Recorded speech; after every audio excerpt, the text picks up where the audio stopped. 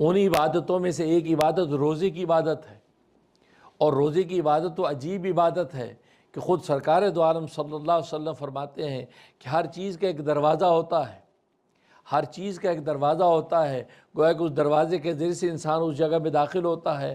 فرمایا ساری کی ساری عبادتوں کا دروازہ اگر ہے تو وہ روزہ ہے، کیونکہ روزہ ساری عبادتوں کا دروازہ ہے۔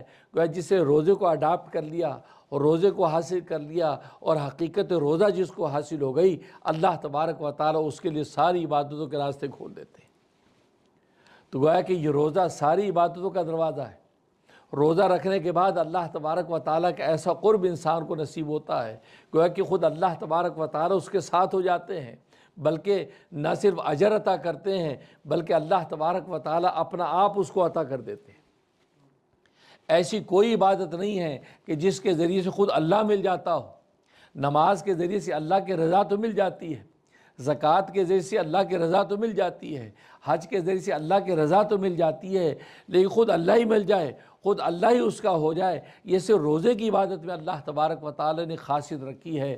چنانچہ بخاری شریف کی حدیث ہے، خود اللہ تبارک و تعالی ارشاد فرماتے ہیں، حدیث قدسی ہے، فرمایا الصوم لی، روزہ خاص میرے لیے ہے، وَأَنَا أَجْزِي بِهِ، اس کا بدلہ براہ راست میں خود دوں گا۔ گویا کہ اس کے بدلے دینے میں کسی فرشتے کا واسطہ نہیں ہوگا۔ نماز کا اجر بھی دیتا ہوں تو فرشتے کے ذریعے سے دیتا ہوں، زکوٰۃ کا اجر دیتا ہوں تو فرشتے کے ذریعے سے دیتا ہوں، حج کا اجر دیتا ہوں تو فرشتے کے ذریعے سے دیتا ہوں، لیکن روزہ واحد عبادت ہے، جب روزے دار روزہ رکھتا ہے تو اس کا اجر براہ راست روزے دار کو دیتا ہوں، درمیان میں فرشتے کا واسطہ نہیں ہوتا۔ اب فرشتے کا واسطہ کیوں نہیں ہوتا؟ اس کی وجہ یہ ہے کہ اصل میں وہ روزے دار خود فرشتہ بن جاتا ہے۔ وہ فرشتوں کی طرح کھاتا نہیں ہے، فرشتوں کی طرح پیتا نہیں ہے، فرشتوں کی طرح خواہشات کا پابند نہیں رہتا، اس کے اندر خلق، فرشتوں کا خلق پیدا ہو گیا، خود فرشتوں کے اوصاف اس کے اندر پیدا ہو گئے۔ گویا کہ دنیا کی زمین پر چلتا پھرتا یہ ایک فرشتہ ہے، اور فرشتوں کو انعام دینے کے لیے کسی دوسرے فرشتے کی بھلا کیا ضرورت ہے؟ لہذا فرشتوں کو اللہ تبارک و تعالیٰ براہ راست انعام دیتے ہیں۔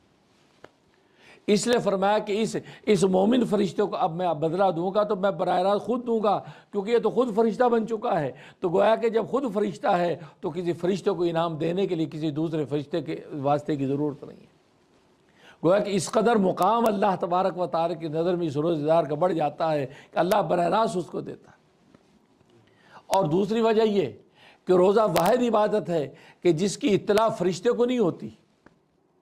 فرشتوں کا نماز کی اطلاع ہو جاتی ہے، لہذا وہ اجر لکھ لیتا ہے، اس کو زکوٰۃ کی اطلاع ہو جاتی ہے، لہذا اس کا اجر لکھ لیتا ہے، اس کو جو ہے وہ حج کی اطلاع ہو جاتی ہے، وہ حج لکھ لیتا ہے۔ جتنے نمازیں پڑھو گے تو لکھ لے گے اتنی نمازیں پڑھی ہیں، جتنے زکاتیں دو گے وہ لکھ لے گا اتنی زکاتیں دی ہیں، حج کرو گے تو حج لکھ لے گا اتنے حج کیے ہیں، اتنے عمرے کیے ہیں۔ گویا کہ جتنی بھی نیکیاں عبادتیں ہیں وہ انسان جب کرتا تو فرشتے اس کو دیکھ کے لکھ لیتے ہیں، لیکن واحد روزے کی عبادت ہے، اس کی اطلاع فرشتوں کو نہیں ہوتی۔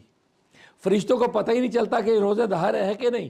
ہاں اللہ تبارک و تعالیٰ اس کو اطلاع کرتے ہیں کہ یہ روزے دار ہے، لہذا اس کو روزے دار لکھو۔ کیوں؟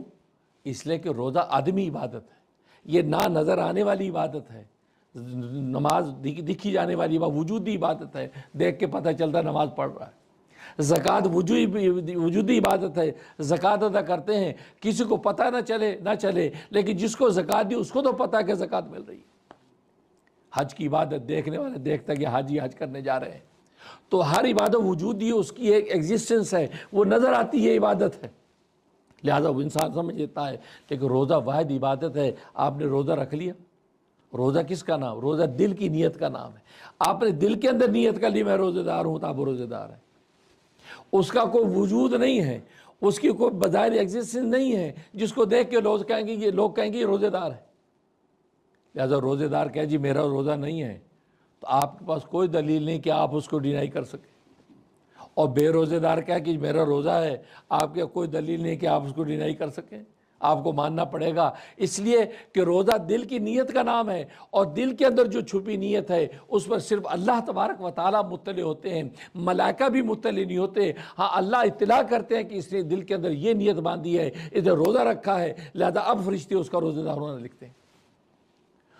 تو معلوم ہی ہوا کہ روزے کی نوعیت ایسی ہے کہ فرشتے کو چونکہ خبر نہیں ہوتی، تو اللہ تبارک و تعالی یہ طے کر لیا اس عبادت کی میں جب انعام اس کا دوں گا تو کسی فرشتے کو خبر ہو دینے کی ضرورت نہیں، براہ راست روزے دار کو انعام دے دوں گا۔ اس لیے فرمایا کہ اس عجزی بھی براہ راست میں بدلہ دوں گا، کوئی کسی کا واسطہ نہیں، اس لیے کہ فرشتے کو اطلاع نہیں ہے اس عبادت کی، میرے بتانے پہ اطلاع ہوئی تو پھر اس کے اجر کی اطلاع کیوں کروں، لہذا اجر بھی میں دوں گا تو براہ راست دوں گا۔ اور تیسری بات یہ ہے، اسی روایت میں الفاظ ہے وہ اجزا بھی، کہ روزہ خاص میرے لیے ہے، اور اس کا بدلہ کیا ہے؟ فرمایا میں اپنا آپ دے دوں گا، میں اس کو مل جاؤں گا، میں اپنا آپ بھی اس کو دے دوں گا۔ یہ تو میری رضا ڈھونڈتا تھا، رضا تو کیا، میں خود اس کی آغوش میں چلے جاؤں گا، اس کو اپنی آغوش میں لے لوں گا۔ اللہ ہی مل جاتا ہے، اور جس کو بادشاہ مل جائے تو اس کو ساری بادشاہت مل جاتی ہے۔